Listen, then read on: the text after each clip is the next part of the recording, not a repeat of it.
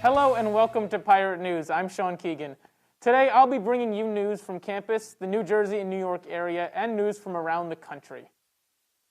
On February 16th, 5 resident students associated with the South Orange campus tested positive for COVID-19. All contacts have been notified through tracing, along with the South Orange Department of Health. This brings Seton Hall's total amount of positive cases to 82, and its grand total to 279. It's important for students and faculty to continue following guidelines set by the university and to continue wearing a mask while on campus. In other Seton Hall news, students will have the chance to pursue an online certificate in social media this spring. The program, run through the Seton Hall's Division of Continuing Education, will be offered from March 22nd to May 14th. It will be divided into 2 courses based off of level of familiarity: the Foundation course for beginners and the Advanced Skills course for managers, strategists, and others who are more frequently engaged with the platforms. Students can complete work at their own pace, and by the end of the 8-week schedule, will be eligible for a university certificate in social media.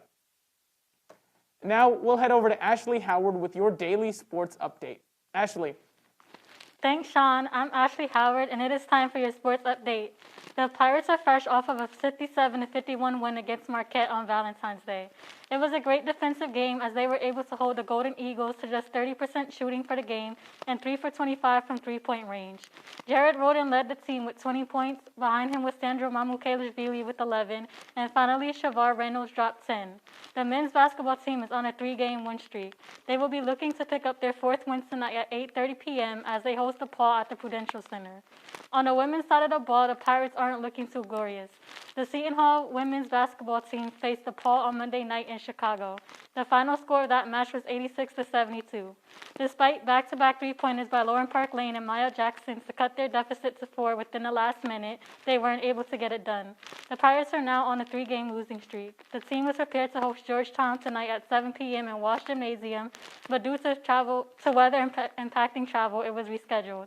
Catch your Pirates in action tomorrow morning at 11 a.m. as they aim to snap their losing streak against the Hoyas. I am Ashley Howard, and that's all for the sports update. Let's send it back to Sean Keegan, who has more news for you. Thanks, Ashley. The state of New Jersey is still struggling to make good on its Election Day decision to legalize marijuana. State lawmakers and Governor Murphy have struggled 3 times now to compromise on a bill that could finally allow the state to take action.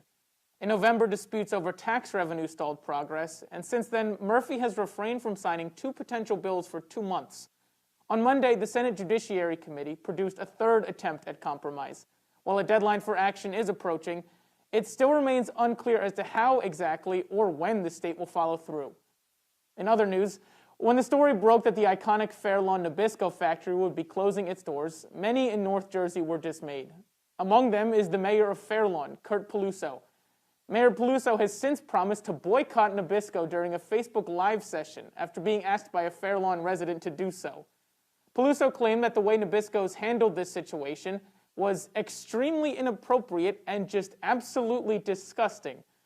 Faced with the reality that 600 workers will soon lose their jobs at the plant, Peluso has encouraged people to switch to chocolate chip cookies or seek Oreo alternatives instead. Now we'll send it over to Ben Harris with a look at your 5-day forecast for the South Orange area. Ben? Thanks, Sean, and hello, Pirates. I'm Ben Harris here with your 5-day weather forecast to have you covered through the week in the South Orange area. Today, we've got an unfortunate 92% chance of snowfall coming in with a high of 30 and a low of 28. Tomorrow, expect more precipitation with morning rains and evening snowfall, and then a high of 37 and a low of 23. Then on Saturday, we're going to continue with the cold, a high of 33 and a low of 18. Surely a good day for the Pirates to be having an evening game against Georgetown, because I know I won't be leaving the house. Sunday, we could see some of the snow melt with mostly sunny weather and a high of 36. And then you're going to start the new week on Monday with a rainy high of 41 and a low of 32. That's going to wrap up your 5-day weather forecast. I'm Ben Harris. Now back to Sean Keegan with the latest news from around the country. Thanks, Ben. And finally, New Orleans' famous Mardi Gras celebrations are forced to take a different shape this year to keep people safe during the pandemic.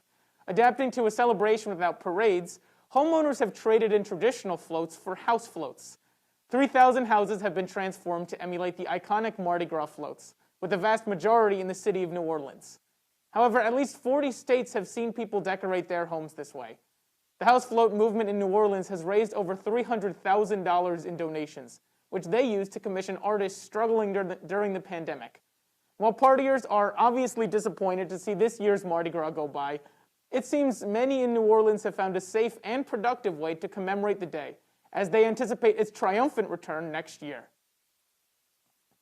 That's all for today's episode of Pirate News. Once again, I'm Sean Keegan.